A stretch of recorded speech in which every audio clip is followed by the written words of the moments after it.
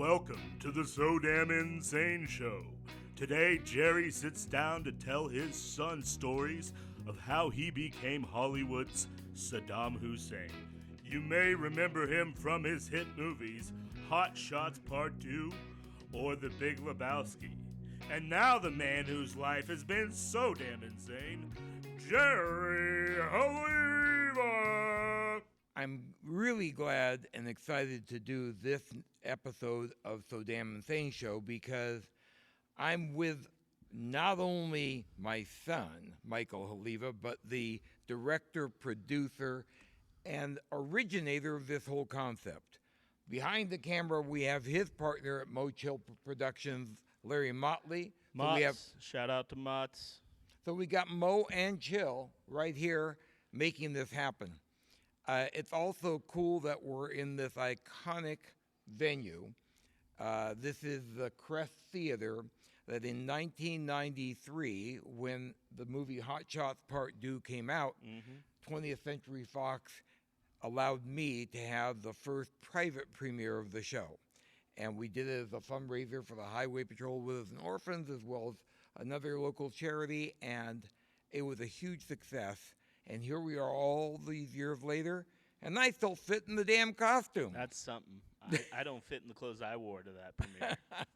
That's for dang sure. Well, if you've seen some of the other podcasts, you know that my amazing life has been, a lot happened before the Saddam thing entered my life, or I brought it into my life. But I thought, Michael, it would be good to start with how this all happened. I would call it the evolution of Saddam, my Saddam. Before we get into that, I want to sir. also acknowledge that you were here a few years ago for a Big Lebowski screening. Correct. And spoke on this stage. Correct. And both were fundraisers. Which disguised the true meaning, right? Which was an ego boost for you. Yes, absolutely. I am the epitome of the line, but enough about me. What did you think of my last movie? But having said that, I do think the origin might be interesting and evolution to our listeners. So how did it all start? It started in the building or the organization you now work for, the California space, State right? Senate. The swing space? No, not the swing space. For those of our listeners who don't know, they're doing construction at the Capitol. They have an alternate location called the swing space where Michael works. Which we call the building, and he will not tolerate whenever I say the building is the one with the dome on it. Anyway, so back in the late 80s, I worked as the chief of staff for Senator Bill Campbell, and the chief sergeant at arms, Tony Beard, had a great personality, great sense of humor, and he is looking through the LA Times one morning, and the LA Times had this practice of running random photos of people who really nobody ever heard of before, but they just run the photo. Yeah. Saddam Hussein had not yet invaded Kuwait, so he was really not that much on the world stage. But here was this big picture of Saddam, and Tony Beard thought it'd be a great idea to distribute a copy of that picture to every senator's desk with the caption, "Now we know what Haliva does on his weekend." It was funny. I mean, I got a kick out of it. I think everybody got a kick out of it.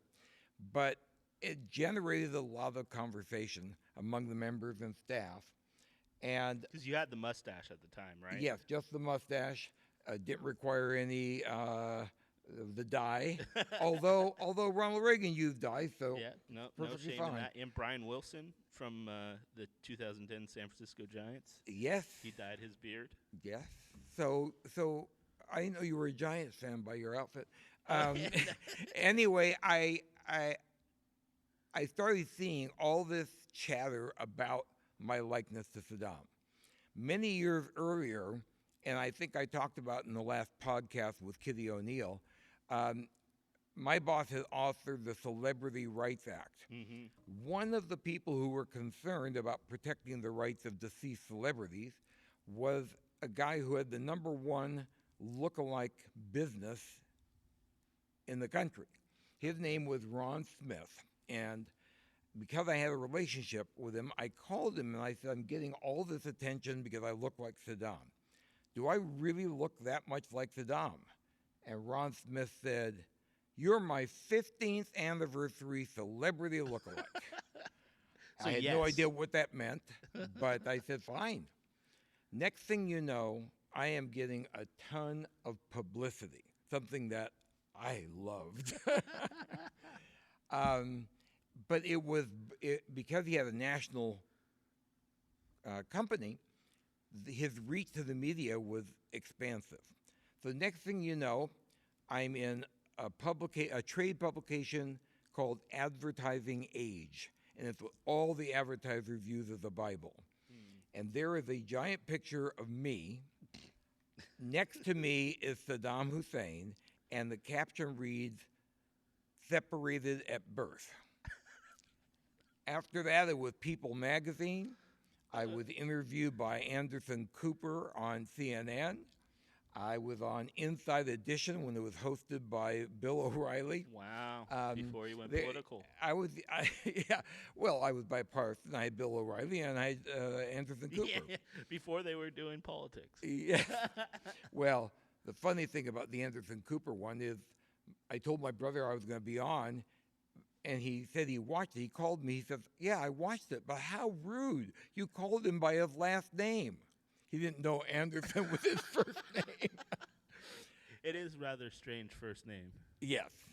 In his defense. So I get all this publicity. And then I called Ron Smith, and I said, I appreciate this. Is really fun, ego boosting, not that I need that. But where's the profit? I said, I'm not making money at this, and I'm out there everywhere. Reminded him of my Jewish heritage, and he says, all right, I've got you a bit part in a feature film. Only pays $200. Woo. And I thought, that's a lot less than I would pay to be in a feature film. But the film was Hot Shots, the original Jim Abrams production, and it was one of those spoof movies where Charlie Sheen made fun of Top Gun. He was Topper Harley or Topper whatever. Anyway, so I get to this location where I have apparently what they call a one-day shoot. And it's a second location, not where the primary filming is happening. But when I get there, there's a lot of hubbub. Saddam's arrived. Yeah, Saddam, get the trailer. And I'm getting all that.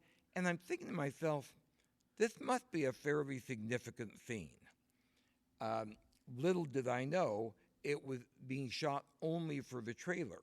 And I didn't realize that a lot of movies use trailers, but that don't actually end up being part of the movie. Wow. They're hooks. Anyway, that's a big so tease. They're That would have been a big tease. Yes. Well, I turned to the assistant to the assistant director, and I wanted him to know I knew the movie business. So I said, "What does this gig?" I called it a gig. See, what does this gig pay? And he said, $2,000. And I thought to myself, "Oh my God, I'm only getting $200."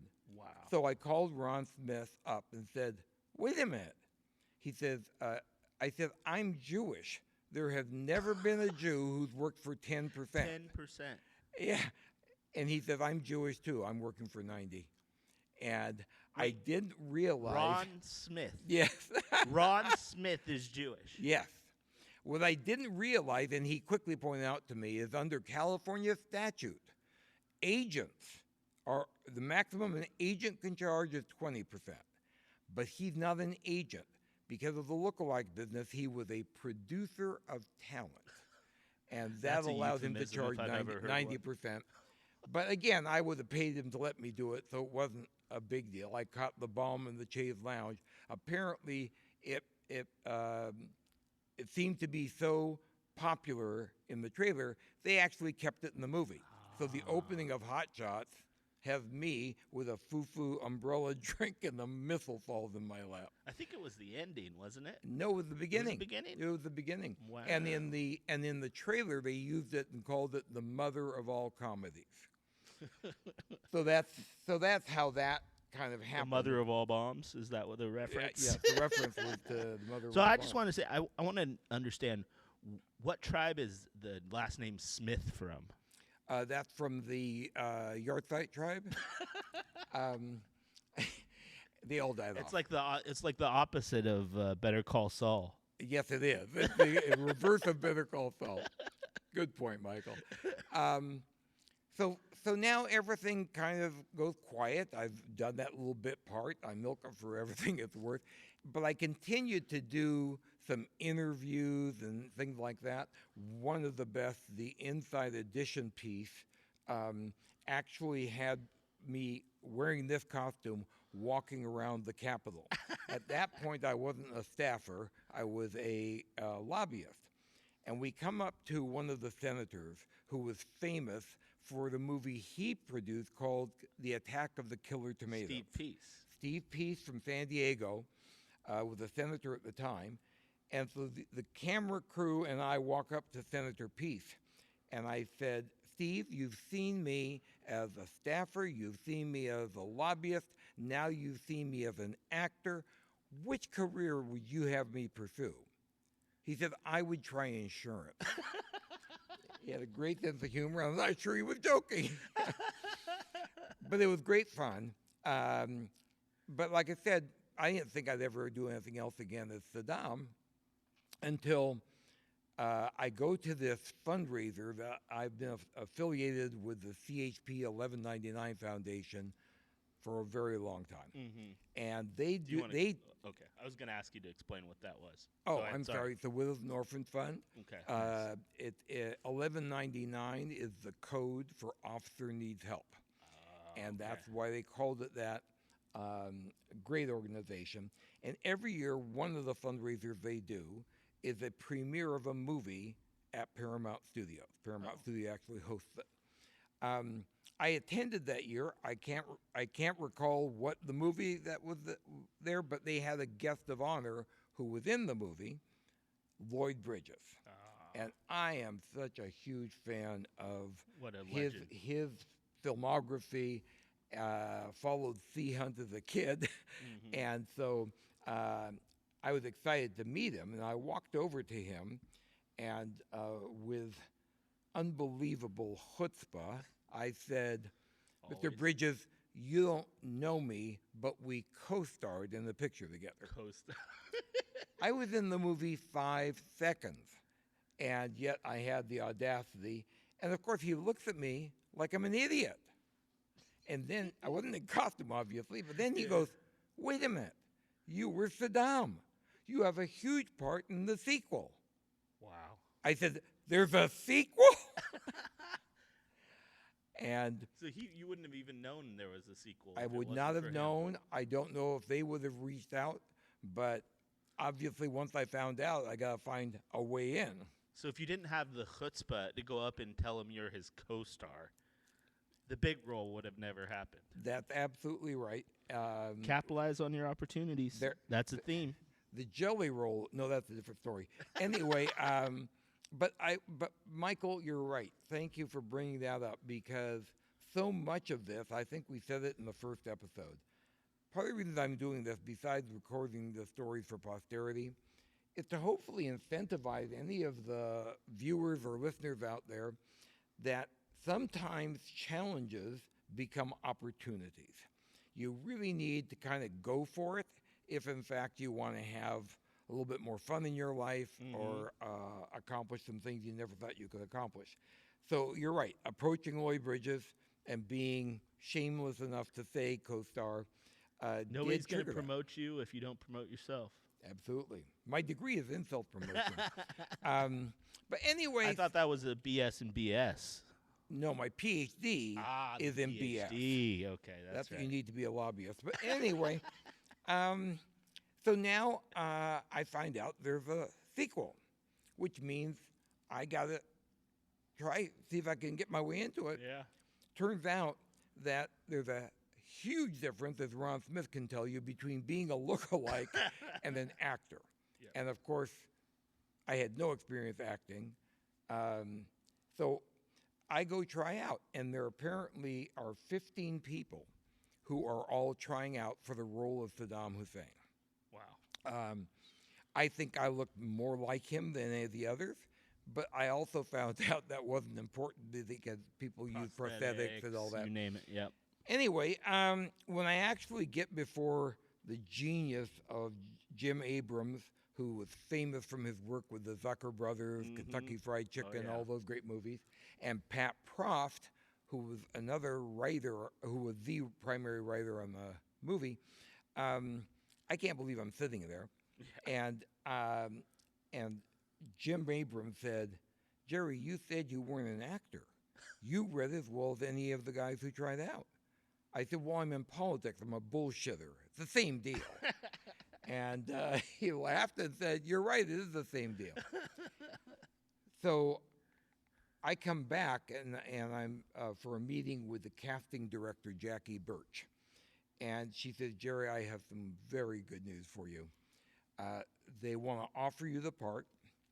They want to offer you $5,000 a week. Wow. With a 4-week guarantee. Now, math was not my strong suit. 20,000. But I figured 20 grand pretty quickly. But at that point, if I'd had half a brain, I would have said, where do I sign? I didn't possess half a brain. So instead, using my old chutzpah, I said, when do we negotiate? And she was like stunned. She could not believe I actually said those words. And she said, Jerry, before they hire a first-time actor and pay more than $20,000, they're going to hire somebody else and use prosthetics to make them look. They'll hire a SAG actor at scale. Yeah.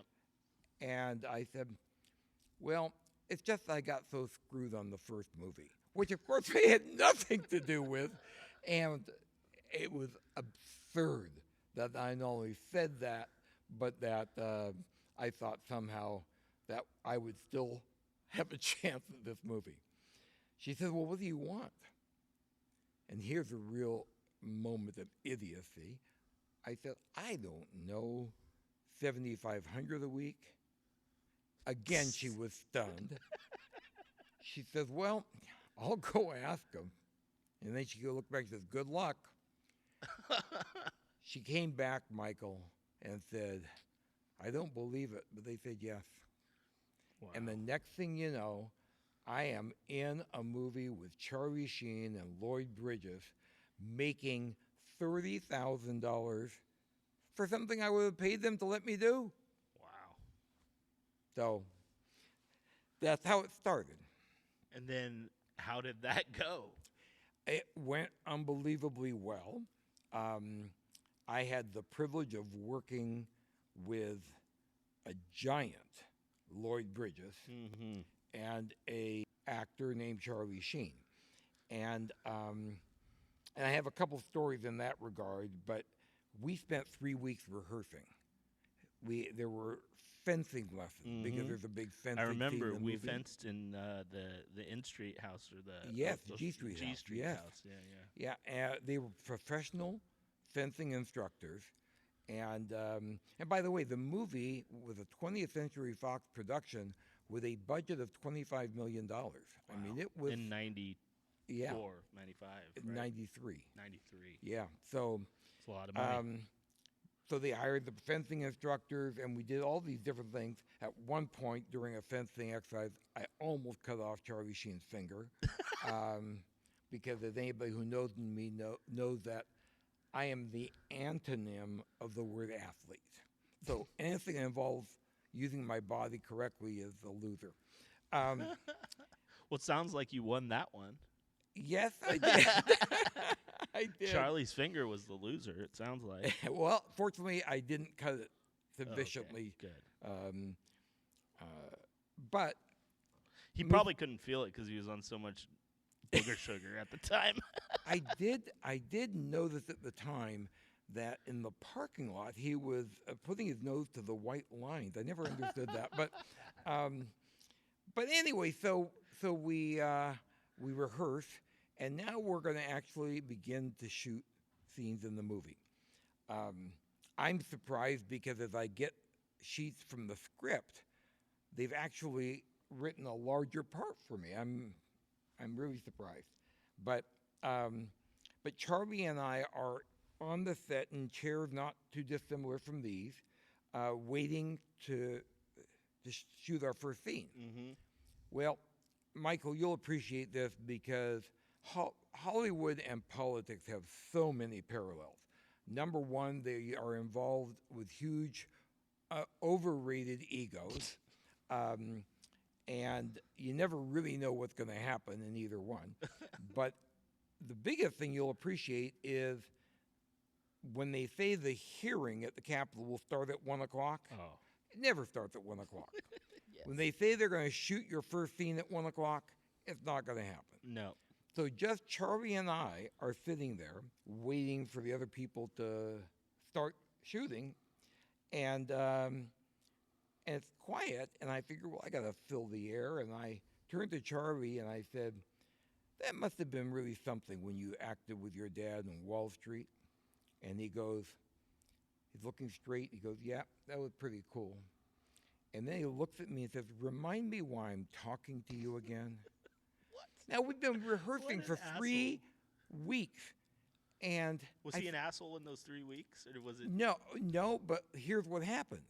They decided to enlarge my role, and he saw it in the script, and he wasn't happy. I couldn't believe that somebody of his talent and stature could actually be as insecure about a minor role. Because I'm only in the movie, I think, 18 minutes, and it's his movie. Anyway, It was your first introduction to A-list celebrities. Yeah, I found out what the A stood for. Anyway, it was kind of funny because as we moved through the movie, the director also has less than a full appreciation of Charlie, and so he uses opportunities while we're making the movie to maybe make fun of Charlie a little bit. If you've seen the movie, it's a takeoff on Rambo, and in between shooting scenes, Charlie Sheen would say break, and in the corner he had some weights and glycerin spray. He would lift the weights, pump himself up, they'd spray glycerin on his biceps, and they'd shoot. Yeah. Okay. So one day the character I play, the Saddam character, is a very effeminate character. My lisp was a natural for that role. Yeah. And so now one day the director says, Jerry, we're going to have a little fun today. While we're shooting, or we're getting ready to shoot, I want you to yell break. I said, okay. So I yell break. I go to the corner where Charlie's weights are, and the camera had me going. I'm strengthening my lisping muscles. Charlie didn't think that was funny. But anyway, so I want to move quickly to the end of the movie, because the end of the movie was kind of like the beginning.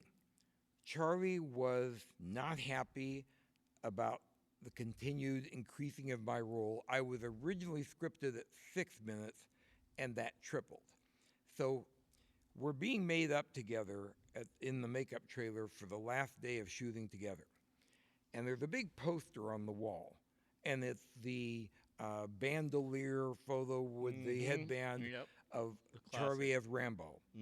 And it's the movie poster. It's the official poster. So Charlie's to the side of me, and he says, so then what, Olivia? You're becoming the star of the picture? Are we changing the poster next?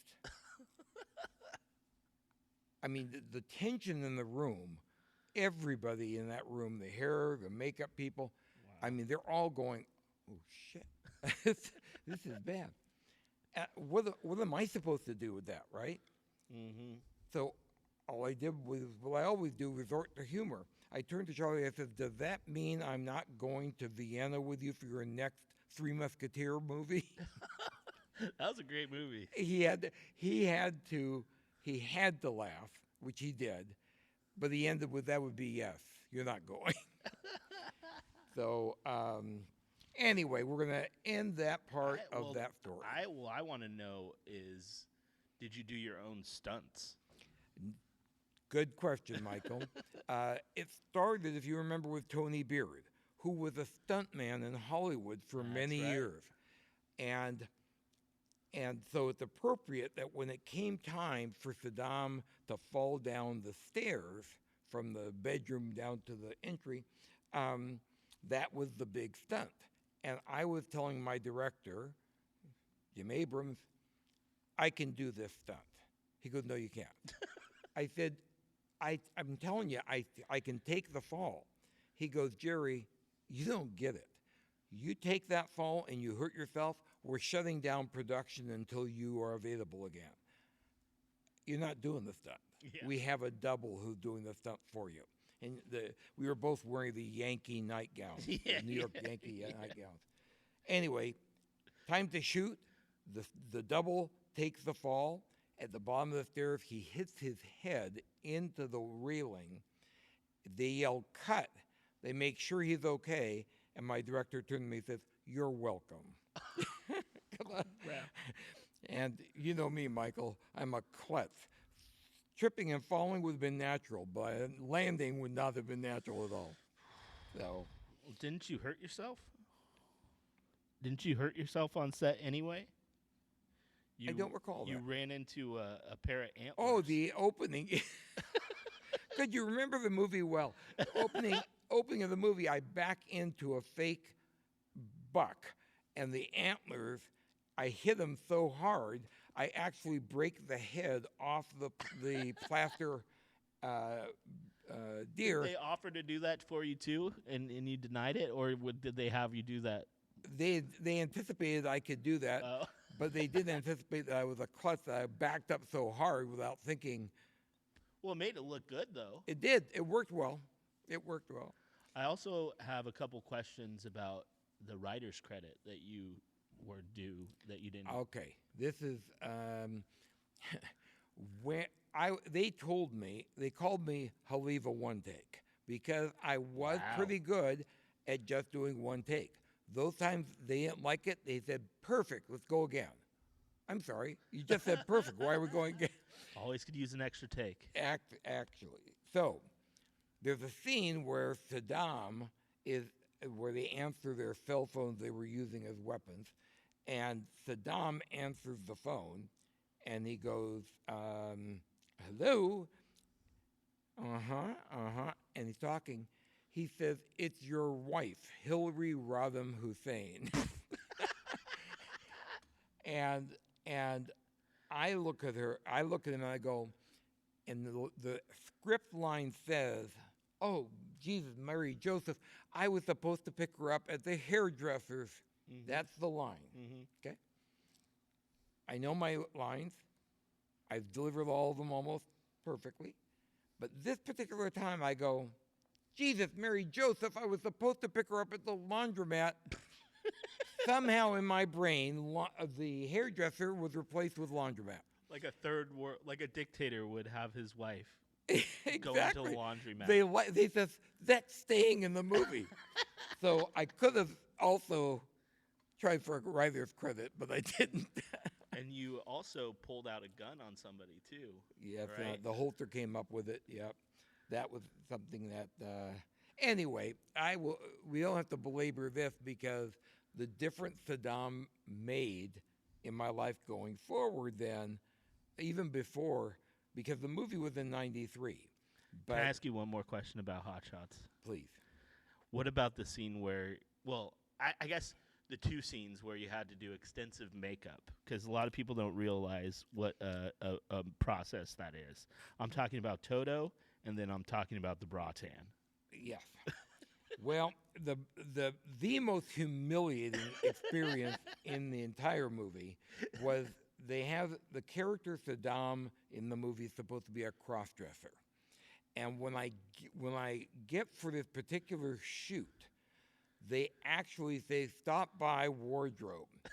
I go to wardrobe, and they're showing me a different group of brassieres because I go from there to makeup, and they have a brassiere on me, and they're spraying so that there's a tan line. Because if Saddam takes off his shirt, that's one of the big jokes in the movie. And he sucks in the gut. It's so good. It's so completely humiliating. I said to the director, every now and then I hear Charlie yell, clear the set, because he doesn't want people around for a particular scene he's shooting. So I said to the director, do I get to clear the set for this humiliation? He goes, yes. So I very proudly go, clear the set. The set, normally of 75 people, shrunk to 60 because the rest of them wanted to see the scene. That's funny. That's funny. And then Toto also, right? Oh, thank you. The amount of work required the joke was obviously from Terminator. Yeah. And that I morphed into me and my dog together. Yeah. And so I'm Saddam with doggy ears. Well, the doggy ear makeup, prosthetic, whatever you want to call it, required a great deal of wiring because they wanted the dog's ears to wag. And I thought I was going to be electrocuted. I keep getting zapped. But the actual makeup for that scene took about 4 hours. Wow. And and they also had to make plaster casts of my entire body for when Saddam falls over and breaks apart. Yep. And that body cast took about 6 hours of work. So there was a lot of work involved in it. Yeah. So. Well, okay, we can get on to how you used it in your life now. Yes, because that is the one thing that, the old line of you have to make, if you get a lemon, make lemonade. Yeah. Well, this was a lemon in terms of likeness, and I was able to squeeze every drop of juice out of that. I believe you're still squeezing. Yeah, I'm still squeezing, absolutely. But obviously I mentioned the interviews on television with CNN and with Inside Edition. I was on the Maury Povich show because they have a look-alike competition. Yep. I remember that because there was an individual who had spent over $100,000 of his own money in plastic surgery to look like Michael Jackson. Wow. There were 5 of us. I don't remember who the other competitors were. All I remember is they had the audience vote. I won the most authentic look-alike on the Maury Povich show. Wow. The downside was it was the Maury Povich show, and I was embarrassed to be on it. Did you find out the father of the child while you were there? No, but when you and I saw Maury Povich at the Celebrity Golf Tournament, yeah, I came close to asking. Yeah, he was a real jerk. Yeah. Yeah, he was the one who made Jerry Springer look authentic. Oh, yeah, I heard Jerry's cool. Maury's a jerk. So I milked all that. Probably the single best experience resulting from my Saddam like this. You remember my good friend Marcus Graziano. Marcus Graziano had been a purveyor of fine wines to celebrities and people for 40 years. Mm-hmm. He calls me and says, Jerry, I have a fun outing that I'm going to invite you on. I thought, oh, good. He said, we are taking a trip for a couple days with Randy Dunn of Camus, great California winemaker, one of the best, Jason Pallmeyer, another great California winemaker, and John Livingston, 3 of the premier California winemakers. He said, do you want to know where we're going? I said, no, I don't care. We could be going to the middle of the desert to travel with those 3 guys. For sure. He said, well, we're guests of the United States Navy. Wow. What?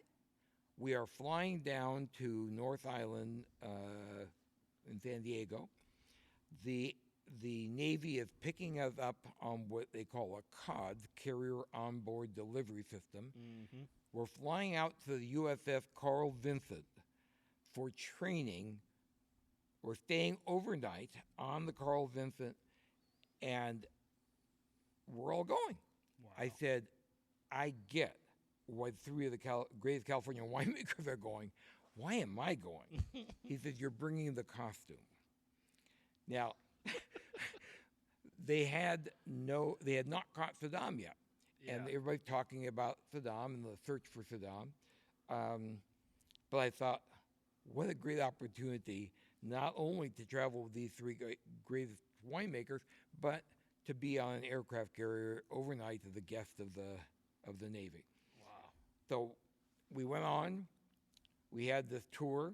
Unfortunately, it's where I lost my hearing because all of us got to be on the deck as F-16s were taking off right close to us. I was the last one to put on the hearing protection because I'm an idiot. Who knew F-16s were loud? Anyway, so now I'm going to go down and change into this costume.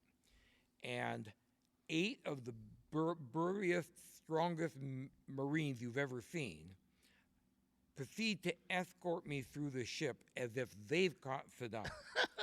The sailors and Marines loved it. They were all taking pictures to send home. It was insane. Probably the most insane part is that the Carl Vinson, like all aircraft carriers, are small cities. Oh, yeah. About 3% maybe, or maybe only 1% have access to intel, which is the heart of intelligence for the ship and for the war. Because of this stupid outfit I was wearing, they not only let me into intel, but I sat at the same missile launch station that 6 months earlier had actually fired missiles at Baghdad.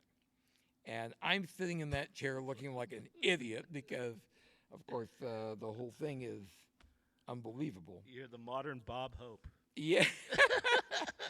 Anyway, but then I go up to the bridge after get rid of the costume. I'm back in regular clothes. I go up to the bridge to meet a fabulous human being named Dave Crocker.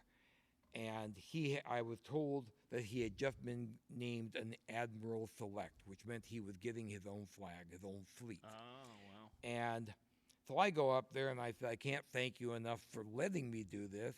He said, well, it's been great for morale. Everybody's had fun. Yeah. And I said, but unfortunately, based on your poor judgment in allowing this is your last day with the United States Navy. Well, it turns out it wasn't. He became a very, very well-respected and admired admiral and remains a friend. Okay. So very cool. That was, but to have that experience to be on an aircraft carrier and be with these great winemakers, that's probably a bigger dividend than the money they paid me to do the movie. For sure. Certainly memorable. So we did skip one of the movies because we did skip forward to 2004, right? Yes, we did. And there were movies in between. Yes. The movies, obviously the Hot Shots movie that I was a lookalike in was the first entry into this. Mm-hmm. And then in '93, Hot Shots Part 2 was the second one. But after that, I was in a movie with Michael Keaton, which was a docudrama about the famous CNN interview with the real Saddam. Mm-hmm. And Michael Keaton played the CNN reporter. I was the Saddam character, but clearly Saddam doesn't talk like I do. So they did a voiceover. It wasn't AI back then, but they did a voiceover of Saddam's voice. Yeah. But nonetheless, I was lucky enough to be in that with Michael Keaton. Additionally, I did a movie called Mafia. That was another Jim Abrams movie. Loved it. It was with, I'm blanking on the names. Jay Moore? Was it Jay Yeah, Moore? Jay Moore and Christina Applegate. How could I forget Christina Applegate? My God. In this movie, it's a spoof of Godfather, and she now becomes president. Mm-hmm. And at the end of the movie, there's a scene with a whole bunch of lookalikes as she's about to sign a treaty. Yeah. Jim Abrams was such a wonderful guy. We lost him last year, but he's was such a wonderful and generous guy. He said, "Jerry, I got you a line." The fact that he got me a line in that movie then means I get paid more than the other lookalikes. They're getting 10%, right? Yeah. But it also meant that I get residuals from that movie. And so Mafia, my one line was, "Madam President, the treaty." And that means I get residuals, 78 cents sometimes. But, and then there was another movie that was takeoff on electronic robots. What do you call those? Back in the day, they were like holograms. Oh, yeah, holograms. Called The First 20 Million is Always the Hardest. That's right. Right. So I did a total of 6 movies, but the last one was the one I'm most proud of. Because, and the one I'm probably more well known for than anything else. Yeah. And that's because I am at my office when my secretary says, "Jerry, you've got a call from somebody named Joel Cohen." And I'm going, wait a minute. Somebody's punking me. This is not real. I pick up the phone, half ready to ask who is this or whoever's playing the joke. And the voice says, "Jerry, this is Joel Cohen. We're making a movie with Jeff Bridges, a small part for Saddam." Jeff said, "Get the guy who acted with him in Hot Shots. Are you available?" Wow. And acted with his dad in Hot Shots. Exactly. Wow. And I'm going, oh my God, this. I'm a huge Coen Brothers fan. Fargo, Blood Simple, so many of their great movies. Raising Arizona. It ends up being just a one-day shoot. I unfortunately don't get to meet any of the other co-stars. As you know, it's one of my favorite movies. I know it's one of your favorite movies of all time. Ranks up there in terms of quotable movies, right up there with Caddyshack. Oh yeah. But I did. Jeff Bridges was on the set and he was taking pictures. Because obviously he's in the scene because I'm handing the dude the the bowling shoes. Obviously not a golfer. I was taking one of those lines from the movie. Anyway, so I realized reading the script that this is going to be a huge movie. It's going to be a cult movie.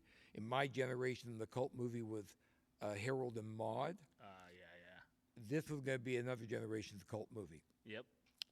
So I said, I have to have the bowling shirt, the Saddam bowling shirt. And they said, well, it was a custom shirt. This movie's on a shoestring budget. It cost $400 to have it made.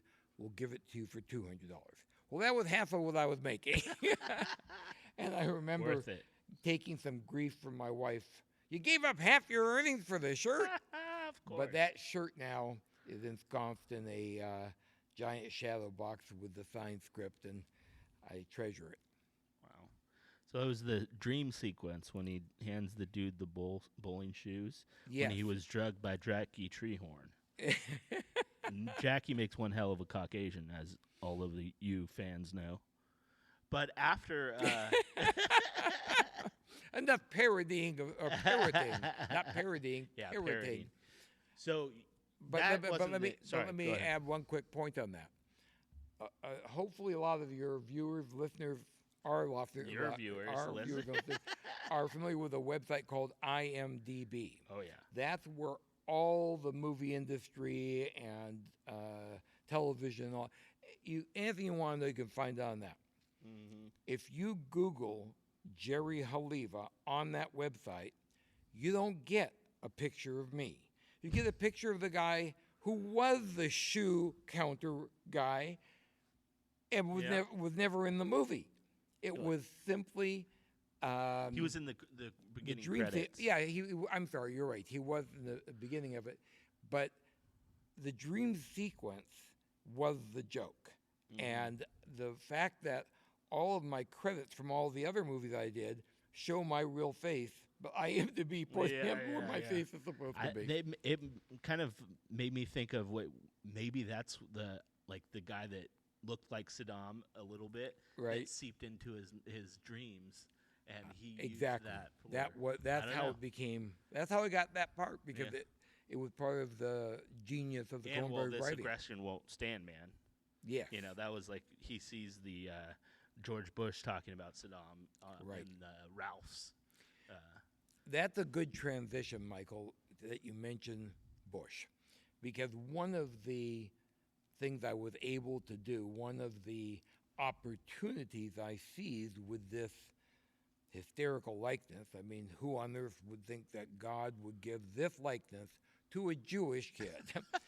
But I was able to build and expand my political network. Probably the most important was George W. Bush. Wow. He thought it was hysterical. Every time he saw me, he would say, "Hey, Saddam." And on the last presidential dinner that he did before he left politics was you go up, there's a line, you go up and you take what's called a grip and grin. Mm-hmm. Okay. As I'm walking up, it says, "Hey, Saddam." And I said, "Mr. President, we've done enough of these together. Can we do one with the Saddam look?" And he says, "Absolutely." So we both fold our arms. The photographer wonders, what the heck is going on? And we take the picture. When I get the picture back, it is like all other pictures, auto-penned. Something Mr. Biden used a lot. But the auto-pen signature, Jerry, best wishes. Okay. Yep. Well, it doesn't go with the picture. Yeah. So when I get it, I have my secretary commit a federal crime by whiting out the actual inscription and adding my own inscription. I knew I was going to see him at an event 3 months after he left office. And I'm asking Ari Fleischer and his chief of staff, I'm asking the people I know, is he going to think this is funny because of the inscription I've added? Oh, he has a great sense of humor. I said, I hope so. So the president's there. Once again, "Hey, Saddam." And I said, "Mr. President, would you consider signing this for me?" Because the inscription I added said, "Damn, you're alive. More bad intel." He's a great, great person with a great sense of humor. And I treasure that document, as you might well imagine. Oh yeah. Oh yeah. I know you've met other politicians too. You've met some Secretary of States. Yes. You've met some prime ministers of Israel. We're going to do a podcast on my connection to Israel because I've actually had the pleasure. I just want to know the Shimon Peres story since it's a Saddam. Very good. The Shimon Peres story. There was a traveling comedy group called Capital Steps. They were very popular in the 90s and even the early 2000s. And they would do political parodies. And they were performing in Stockton, which I happened to represent as a lobbyist at the time. And so I'm down there, and they do 2 nights. After their first show, I get a chance to actually meet them. And somebody, not me, mentions the whole Saddam thing. And they go, "Oh, we're doing the show tomorrow. You've got to play Saddam in our skit." Because usually one of us puts on the mustache. But we do a skit, bomb, bomb, bomb, bomb, bomb, Iraq. And that's part of our show. So you got to do that. You got to be Saddam in that. So sure enough, put on this costume, same exact one, and I play that part. As I'm leaving, the keynote speaker of the event, because the Capitol Steps was just one part of a larger event. Yeah. And the keynote speaker is the former Prime Minister, Shimon Peres. As I'm walking to the dressing room so I can get this Of crazy Israel. outfit out. Yeah. What's that? Of Israel, the former Yeah, the Prime Minister of Israel, I'm sorry. As I'm walking by, the Consul General of Israel and the former Prime Minister are standing in a room, and the Consul General sees me going by, and he goes, "Jerry?" And because I know him, I have worked with him, And I go over, and the consul general introduces the guy in the Saddam outfit to former Prime Minister Shimon Peres.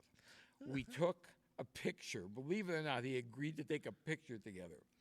And I'm shaking hands with Shimon Peres, and I decided it was a huge marketing opportunity for my lobbying business.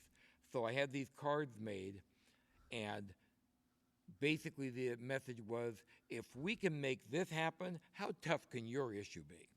So it was a pretty good marketing piece. Absolutely. So but that's how I continued to squeeze the juice out of the lemon and take advantage of the opportunity that I think a lot of people would have shrunk from. For sure. And you have a story with Congressman Cox as well? Yes, another opportunity. Congressman Chris Cox, who went on to become head of the Commodities Future Trading Commission, high position. When he was a congressman, he knew about the Saddam stuff. He said, Jerry, I'm doing a fundraising event with some of my larger donors, and my guest is former Secretary of State George Schultz, who was now at the Stanford Hoover Institute. And he said, I think you should surprise him and walk in the middle of his talk. I said, absolutely not. I said, there is no way I'm going to embarrass Secretary Schultz and try and surprise him with that. I said, however, if you ask him if it's okay, if you tell him the story and ask him if it's okay, I'd be thrilled to do it. Sure enough, I was in costume. I walk in. He knows I'm coming in. And he goes, Saddam, I've got a deal for you. This is Schultz talking. Yeah. I can give you $5 million and an airplane to take you anywhere you want to go if you're ready to leave Baghdad. And I, as Saddam said, no way. What do you know, George Schultz? You went from being Secretary of State to working for the Hoover Vacuum Company. Everybody got the laugh. It worked fine. And the secretary was very, very generous to allow that to happen. Wow. There's one more politician story that I want to hear about. Okay. It's our former governor. My story with Arnold is that I thought that he's this huge Hollywood star. Nobody else around the Capitol has had the opportunity I had to actually get involved in briefly in show business. So I assumed when he became governor that we'd actually have something in common. Well, it didn't work out that way. Even though we met several times and talked, the fact that I'm the Saddam guy from the movies didn't seem very important to him because it wasn't important. Yeah. But anyway, finally one day I am at a local restaurant and I'm having lunch with former CHP Commissioner Maury Hannigan, and there's the governor over in the corner with a whole bunch of his staff, some of whom still work in the legislature and in the Capitol. Mm-hmm. And as he's walking by, it's clear that his staff has told him, and for the first time, he's actually connected with my playing Saddam in the movies. So he says to me, I thought you were dead. And I said, as quickly as I could come up with it, no, Governor, just well hung. He goes, oh, that's good. Very good. And there you have it, folks. That's the entirety of my interaction with Arnold Schwarzenegger. Which is pretty rare for a governor in the last 40 years. Yes, in terms of, well, not the current one.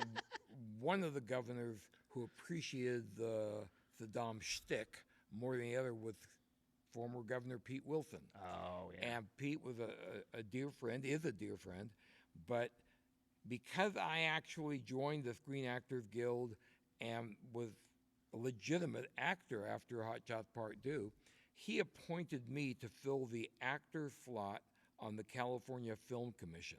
In 1999, I am now taking the actor role on the California Film Commission.